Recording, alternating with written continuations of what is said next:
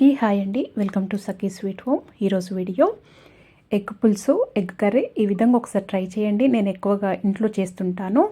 చాలా ఈజీగా, చాలా టేస్టీగా కూడా ఉంటుంది. ఇది 3 days వరకు కూడా నిల్వ ఉంటుంది. ఈ విధంగా ఒకసారి ట్రై చేసి చూడండి, మీకే నచ్చుతుంది. ఇంట్లో అందరు ఇష్టంగా తింటారు. ఇది చాలా అంటే చాలా బాగుంటుందండి. జస్ట్ ఇంట్లో ఉన్న వాటితోనే చేసి చూపిస్తున్నాను. ఇక్కడ ముందుగా నేను ఒక చిన్న నిమ్మకాయ సైజ్ అంతా చింతపండు తీసుకున్నానండి. మీరు పులుపు ఎక్కువ కావాలంటే కొద్దిగా ఎక్కువ తీసుకోవచ్చు, ఇంకా తక్కువ అంటే కొద్దిగా అయితే వేసుకోవాలండి. ఇది తీసుకొని ఒక 2 సార్లు మంచి కడుక్కొని ఇలా కడుక్కున్న తర్వాత దీంట్లో నీళ్లు వేసి నానబెట్టుకోవాలి. ఒక 5-6 నిమిషాలు నానినా సరిపోతుందండి. ఇలా నానబెట్టుకున్న తర్వాత ఇక్కడ ఒక 4 ఉల్లిపాయలు తీసుకోవాలి. దీంట్లో ఉల్లిపాయలు ఎక్కువగా వేసుకుంటేనే బాగుంటుంది. ఇవి సైజువి 4 తీసుకొని మంచిగా పొట్టు తీసి ఇలా కట్ చేసి చిన్నగా ముక్కలుగా కట్ చేసి పెట్టుకున్నాను. ఇలా అన్నీ కట్ చేసి పెట్టుకున్నానండి. చిన్నగా కట్ చేసుకోండి, పెద్దగా కట్ చేసుకోవద్దు. ఇలా కట్ చేసుకున్న తర్వాత నేను ఒక 6 గుడ్లు, మీకు ఎన్ని కావాలో అన్ని తీసుకోవచ్చు. నేనైతే ఒక 6 గుడ్లు తీసుకొని ఉడకబెట్టుకొని పొట్టు తీసి ఇలా ఒక్క సైడ్ మాత్రమే ఇలా ఘాట్లు పెట్టుకోవాలి. ఈ గుడ్డ అంతా 2 సైడ్లో కూడా ఇలా ఘాట్లు పెట్టద్దు. ఒక సైడ్ పెట్టుకుంటే లోపటికి ఆ మసాలా పోయి చాలా రుచిగా ఉంటుంది. ఇలా పెట్టుకుంటే సరిపోతుంది. అన్నింటికి ఇలా పెట్టుకొని పక్కన పెట్టుకోవాలండి. ఇప్పుడు పొయ్యి పైన ఒకటి మందపాటి కడాయి పెట్టుకొని ఒక 2 టేబుల్ స్పూన్ల నూనె వేసుకోవాలి. దీంట్లో కొద్దిగా నూనె ఎక్కువనే పడుతుందండి, ఎందుకంటే ఉల్లిపాయలు చక్కగా ఫ్రై కావాలి, మగ్గాలండి. అందుకని నూనె ఎక్కువ వేసుకోవాలి. ఇప్పుడు దీంట్లో ఉల్లిపాయలు వేసుకోవాలి, మనము కట్ చేసుకున్నవి వేసుకున్న తర్వాత కలుపుకొని లో టు మీడియం ఫ్లేమ్లో మూత పెట్టుకుంటూ మంచిగా ఫ్రై చేసుకుంటూ మగ్గనియాలండి. ఇలా కలుపుకున్న తర్వాత దీంట్లో ఒక 1/4 టీ స్పూను సాల్ట్ వేయటం వల్ల తొందరగా ఫ్రై అవుతాయండి. కొద్దిగా 1/4 టీ స్పూన్ ఉప్పు వేసి మూత పెట్టేసి ఇలా ఫ్రై చేస్తున్నాను. చూడండి, కొద్దిగా సగం మగ్గిపోయినాయి. ఇలా కలర్ చేంజ్ అయ్యి ఇలా లైట్గా అవ్వాలి. ఇలా అయిన తర్వాత ఇప్పుడు దీంట్లో ఒక 1 టీ స్పూను అల్లం వెల్లిగడ్డ పేస్ట్ వేసుకోవాలండి.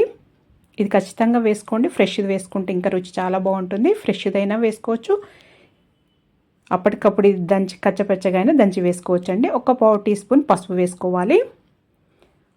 1.5 టీ స్పూను కారం పొడి వేస్తున్నాను. ఇప్పుడే వేసుకోవాలండి అన్నీ. మీ రుచికి తగినంత ఉప్పు వేసుకోవాలి. నేనైతే ఒక 2 టీ స్పూన్లు వేస్తున్నాను, ఎందుకంటే మనం పులుపు వేస్తాం కాబట్టి కొద్దిగా ఉప్పు ఎక్కువనే పడుతుందండి. ఒక 2 టీ స్పూన్ల ధనియాల పొడి వేసుకోవాలి. దీంట్లో ఉప్పు కారం కొద్దిగా ఎక్కువనే పడుతుందండి. ఉల్లిపాయలు అలాగే చింతపండు వేస్తాం కాబట్టి ఎక్కువ పడుతుంది. ఒక 1/4 టీ స్పూను మిరియాల పొడి వేసుకోవాలి. ఒక 1/2 టీ స్పూను గరం మసాలా వేసుకోవాలి. అంతే అండి. జస్ట్ ఈ మసాలాలన్నీ మనం ఇంట్లో మామూలుగా పట్టి పెట్టుకునేటివే కదా, ఇవి వేసుకొని అంతా మంచిగా కలుపుకొని లో టు మీడియం ఫ్లేమ్లో ఫ్రై చేసుకోవాలండి. మూత పెట్టేసి ఇప్పుడు ఇవన్నీ మసాలాలు వేసిన తర్వాత లో ఫ్లేమ్లో పెట్టి ఫ్రై చేసుకోవాలి. చూడండి, ఇలా ఆయిల్ పైనకి రావాలి. ఈ ఉల్లిపాయలకి మంచిగా మగ్గుతేనే ఈ కర్రీ అనేది టేస్ట్ బాగుంటుంది, నిల్వ కూడా ఉంటుందండి. ఈ ఉల్లిపాయలు సరిగా ఫ్రై కాకపోయినా ఉడకకపోయినా కానీ కర్రీ అనేది టేస్ట్ బాగుండదు, నిల్వ కూడా ఉండదండి. అందుకని ఇలా మధ్య మధ్యలో కలుపుకుంటూ మూత పెట్టేసి మంచిగా మగ్గించుకోవాలి ఉల్లిపాయలని. ఆ మసాలాలో మంచిగా మగ్గితేనే బాగుంటుంది. మళ్ళీ మూత పెట్టేసి మళ్ళీ ఫ్రై చేస్తున్నాను. చూడండి, ఇలా రావాలి. స్మెల్ కూడా మంచిగా వస్తుంది. అంతవరకు ఫ్రై చేసుకోవాలి. ఈ విధంగా ఉండాలి. మనము వేసుకున్న ఉల్లిపాయలు 1/4 అయ్యేంతవరకు ఫ్రై చేసుకోవాలి. ఇప్పుడు మనము ఈ ఉడకబెట్టుకున్న గుడ్లు వేసుకోవాలి. గుడ్లు వేసుకొని మంచిగా కలుపుకొని ఒక్క 2 నిమిషాల పాటు అలా ఫ్రై చేసుకోవాలండి. ఈ గుడ్లు వేసిన తర్వాత మనము చింతపండు రసము తీసి దీంట్లో వేసుకోవాలి. మనం చింతపండు నానబెట్టుకున్నాం కదా, ఆ రసంని తీసి దీంట్లో వేసుకోవాలి. ఈ పులుపు అనేది మీరు తినేదాన్ని బట్టి వేసుకోవచ్చండి.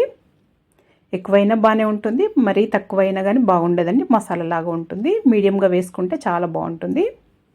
ఇప్పుడు అంతా కలుపుకొని దీనికి మంచిగా ఉడకటానికి ఇంకా కొద్దిగా నీళ్లు వేసుకోవాలండి. నీళ్లు వేసుకొని ఆ గుడ్లు వేసుకున్న తర్వాత మంచిగా ఉడకబెట్టుకోవాలి. ఒక 4-5 నిమిషాలు ఖచ్చితంగా హై ఫ్లేమ్లో ఉడకబెట్టుకోండి నీళ్లు వేసిన తర్వాత. అలాగైతే ఆ గుడ్ల లోపటికి మంచిగా ఆ మసాలాలు అవంతా పులుపు పోయి ఆ గుడ్లు కూడా చాలా టేస్టీగా ఉంటాయి ఇలా ఉడకబెట్టుకోవటం వల్ల, నీళ్లు వేసి ఉడకబెట్టుకోవటం వల్ల.